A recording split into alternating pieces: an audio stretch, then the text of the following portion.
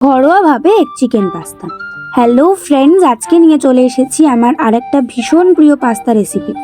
White sauce pasta, red sauce pasta খেতে খেতে bore হয়ে গেলে এই পাস্তা রেসিপিটা কিন্তু অবশ্যই তোমরা ট্রাই করতে পারো। তো চলো ঝটপট বানিয়ে ফেলি। তো প্রথমেই লাগবে কয়েক পিস বোনলেস চিকেন, যেটাকে আমি নর্মাল চিকেন কষার মতো রান্না করে নিয়েছি। দেন এখানে পেঁয়াজ, লঙ্কা, রসুন, ক্যাপসিকাম, টমেটো, ধনেপাতা আলাদা আলাদা করে কুচিয়ে নিয়েছি। এইবার গরম জলে নুন আর অল্প তেল দিয়ে পাস্তাটাকে সেদ্ধ করতে বসিয়ে দিলাম। অন্যদিকে কড়াইতে তেল দিয়ে একটা ডিম একটু নুন দিয়ে ঝুড়ি ঝুড়ি করে ভেজে তুলে নিয়েছি। অন্যদিকে পাস্তাটা সেদ্ধ হয়ে গেছে, তো আমি এটাকে ফ্যানের তলায় রেখে দিয়েছি কিছুক্ষণ। তারপর কড়াইতে তেল দিয়ে একে একে পেঁয়াজ কুচি, রসুন কুচি, লঙ্কা কুচি, ক্যাপসিকাম কুচি, টমেটো কুচি, একটু নুন আর হলুদ দিয়ে ভালো করে রান্না করে নিয়েছি।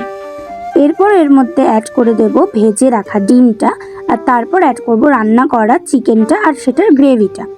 আমি এখানে চিকেনগুলোকে হাতে একটু ম্যাশ করে নিয়েছি, তোমরা চাইলে ম্যাশ না করে গোটাও অ্যাড করতে পারো। এরপর ভালো করে সব কিছু মিশিয়ে নিয়ে দিয়ে দেবো পাস্তাটা। কিছুক্ষণ নাড়িয়ে চাড়িয়ে ধনেপাতা কুচি দিয়ে নামিয়ে নিলেই রেডি এই ঘরোয়া এক চিকেন পাস্তা। তোমাদের কেমন লাগলো অবশ্যই কিন্তু আমাকে কমেন্ট করে জানিও। টাটা।